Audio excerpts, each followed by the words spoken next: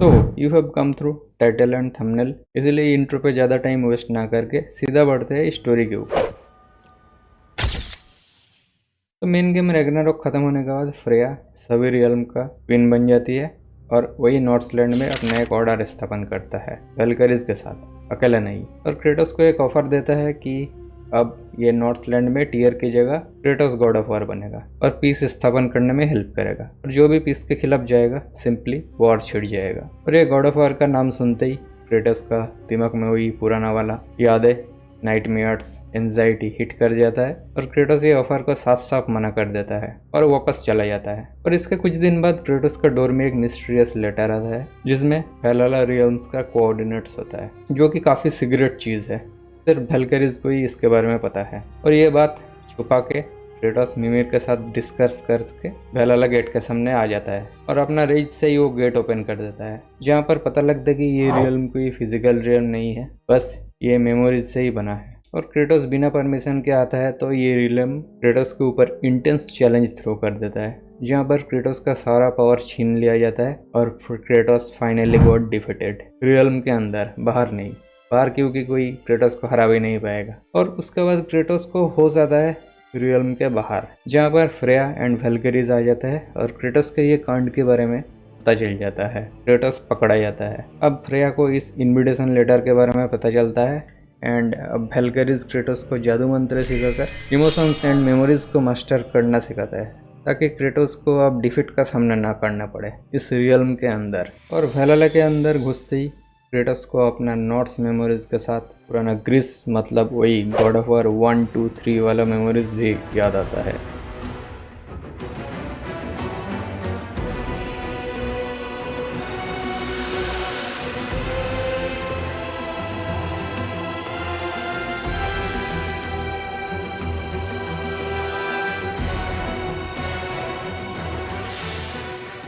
यहाँ पर मिमिर के कटा हुआ सर बदल के हीलियोस के सर में बदल जाता है और गॉड ऑफ वॉर का 1 का वही पोर्ट कैप्टन, उसको भी क्रेटोस को मारना नहीं चाहिए था, ये भी याद आता है। और इस रियल में क्रेटोस अपना मेमोरीज से ही कोई भी वेपन यूज कर सकता है, जैसे कि ब्लेड ऑफ ओलिम्पस। और यहाँ पर नॉट्स के जो मैग्नियन मोडी था उस मेमोरीज को भी हराकर क्रेटोस फाइनली टीयर के पास आ जाता है और पता चलता है कि टीयर ने ही वो इनविटेशन क्रेटोस को भेजा था और टीयर क्रेटोस को नॉट्स का न्यू गॉड ऑफ वॉर बनाना चाहता है, क्योंकि नॉट्स लोग अब टीयर के ऊपर बिलीव नहीं करता बिकॉज टीयर का ओडिन के साथ वाला वक्त, और नॉट्स लोग क्रेटोस के ऊपर होप देखता है, लेकिन क्रेटोस इसके लिए रेडी नहीं है।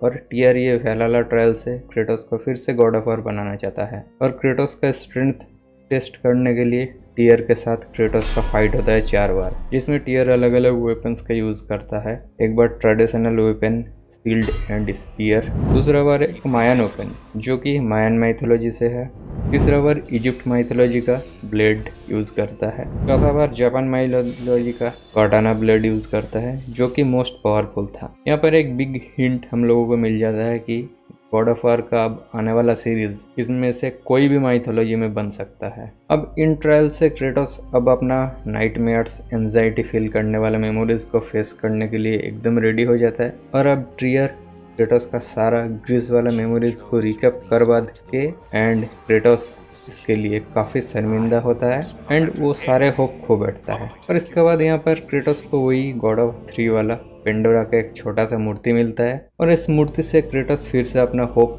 पुनर्जीवित करता है एंड अब वो अल्टीमेट चैलेंज फेस करने के लिए रेडी हो जाता है। और ये चैलेंज उस डोर के पार वो खुद ही था। और क्रेटोस यहाँ पर अपना यंगर वर्सन का सामना करके अपना सारा भरोस निकाल देता है और क्रेटोस अपना यंगर वर्सन को बोलता है कि तुम्हें माफ़ी करने वाला कोई नहीं है।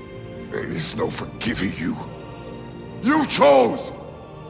और क्रेटोस को ये भी समझ आता है कि लोगों का सेवा करके अब खुद का प्रायश्चित्त कर सकता है वो। अब वो पेंडोरा के स्टैचू से ही अपना होप को जगा कर क्रेटोस ठान लेता है कि अब वो अपना यंगर सेल्फ जैसा नहीं बनेगा। और क्रेटोस ये भी सोचता है कि यंगर क्रेटोस जितना भी बुरा क्यों ना हो उसके अंदर अच्छा ही था और वो भी अपना वाइफ एंड बेटी को बहुत प्यार करता था एंड पेंडोरा को भी बहुत ज़्यादा प्यार करता था। इसलिए अब क्रेटोस लोगों को दिखा सकता है कि वो घोस्ट ऑफ स्पार्टा से भी बढ़कर है एंड अब वो गॉड ऑफ वॉर बनने के लिए एकदम रेडी हो जाता है एंड थ्रोन पर बैठ जाता है। उसके बाद वैलहल्ला से निकलकर Kratos God of war and God of hope दोनों बन जाता है। इससे पहले क्रेटोस अपना होप से ग्रीक लोगों को बचाया था, अब वही होप से और भी अनगिनत लोगों को बचाएगा। एंड अब क्रेटोस अपना गॉड ऑफ वॉर बनने का डिसीजन फ्रेया को बता देता है। अब आगे जाके नॉर्ड्स लोग क्रेटोस को गॉड की तरह पूजेंगे एंड इसके बाद क्रेटोस जो वार स्टार्ट करेगा वो एंड में जाकर पीस स्थापित करने के लिए होगा। और इस डीएलसी से हमें यही हिंट मिलता है कि इसके बाद क्रेटोस मायन माइथोलॉजी या जापान माइथोलॉजी या फिर इजिप्ट माइथोलॉजी पे जा सकता है। और ये हिंट मेनली टीयर ने दिया अलग अलग वेपन्स यूज करके। तो गाइज यही है वैलहल्ला डीएलसी का कंप्लीट स्टोरी। एंड ये स्टोरी अगर आप लोगों को पसंद आया तो इस वीडियो को एक लाइक करना, और ऐसे वीडियो आगे देखना चाहते हो तो इस चैनल को सब्सक्राइब करना। एंड इस डीएलसी की स्टोरी के बारे में अगर कोई सवाल जवाब है तो कमेंट में ज़रूर बताना। मिलते हैं नेक्स्ट वीडियो में न्यू स्टोरी के साथ। Till then bye bye.